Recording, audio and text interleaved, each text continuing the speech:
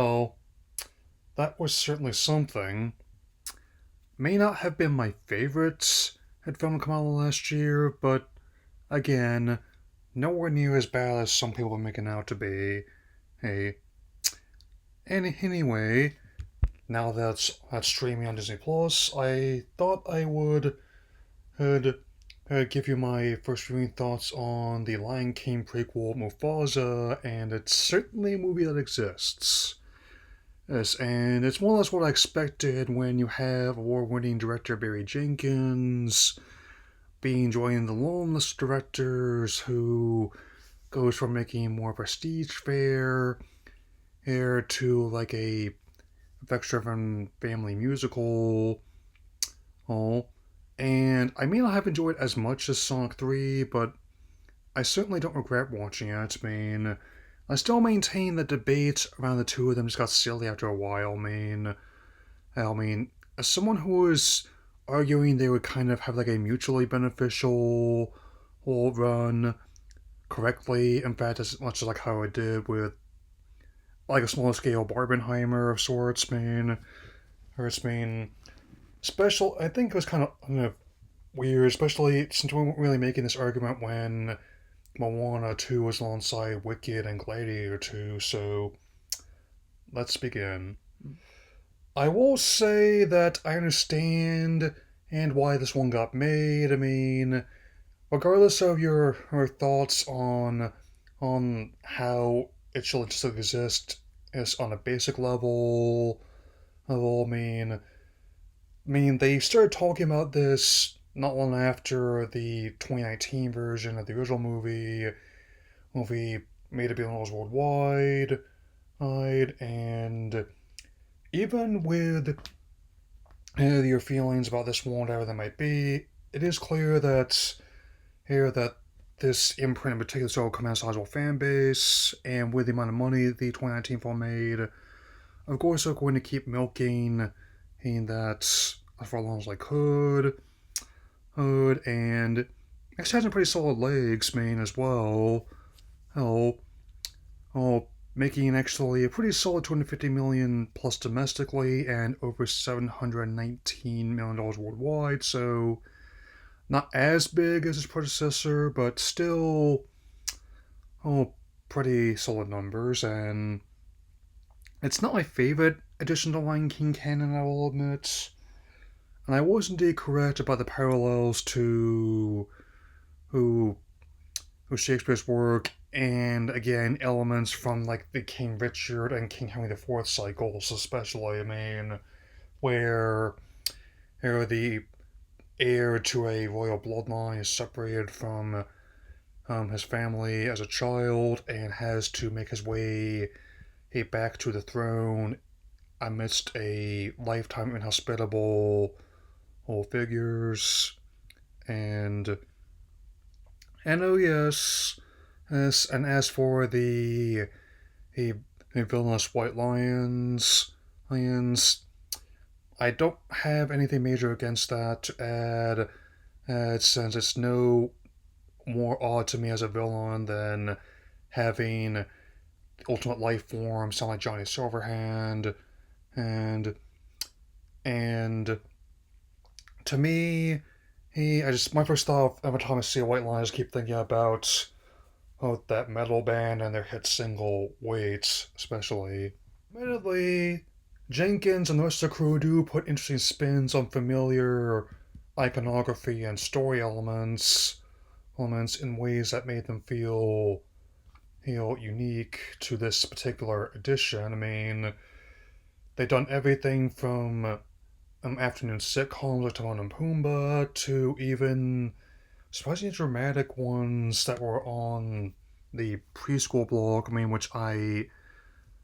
The Lion Guard, I believe, was called, and all things considered, it's. I'll sure though admit there are some silly elements to it. Element like how when they're still very small, they do indeed sneeze like kittens, and Timon and Pumbaa basically being like our Rosencrantz and Guildenstern if they were mere kind of warthog respectively. In fact, that's actually was their GTV movie. Basically, like the Lion King version, Rosencrantz and Guildenstern are dead. I mean, telling from their perspective, albeit with a much play for comedies to play seriously, but still. And even though I would not put the songs as one in the same order of magnitude as the earlier film, um, I will admit, like, some of the ones are sticking in my head as I record this, namely, I've Always Wanted a Brother, and even though it's not really the most compelling version of this arc I've seen them do in any film, I did at least feel for the falling out between Mufasa and Scar, or Taka as he was called all the time. Voice acting, relatively solid across the board, on top of the actors they brought back from the previous film, and a posthumous sample from James Earl Jones, who passed away before this one was released at age 93. Admittedly, at least on a personal level, it recontextualizes as all the work he did in later years of his life. I mean, I was less inclined to be too hard on the vocal performance given his age, but with the added uh, detail that he did this because he knew he was no longer this world, actually changes a lot, to be honest. And also, definitely, I appreciate Blue Ivy Carter, the daughter of Beyonce Knowles, and even Mads Mikkelsen as Kyros was also quite solid. I mean, it definitely helps that he's not really incapable of playing a villain. Again, going back to his other movie roles in now the studios, as well as with Hannibal. Well, and while not on the same order of magnitude as those roles, he and his tribe definitely stood out. And as for the Kima parallels, I never really bought into that parallel. Like, well, in fact, I still maintain, which I claim that, like, yeah, and I'm the Batman. Yeah. I mean, at this stage of my life, I don't feel a need to single out this studio or the live action versions of their animated works in particular at all. I mean, well, since.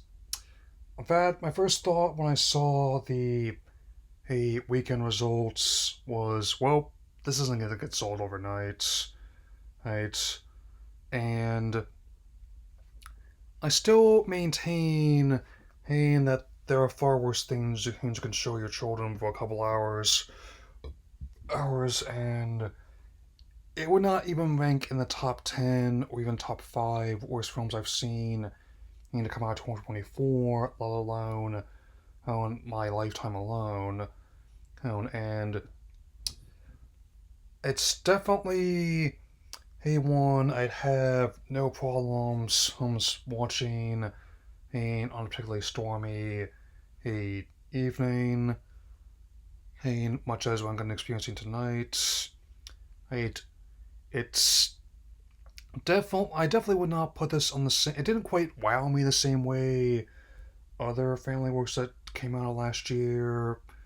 Least of all, award nominees like Inside Out 2, The Wild Robots, Walls of Grant Must Foul, Life is a Snail, and the eventual winner Flow.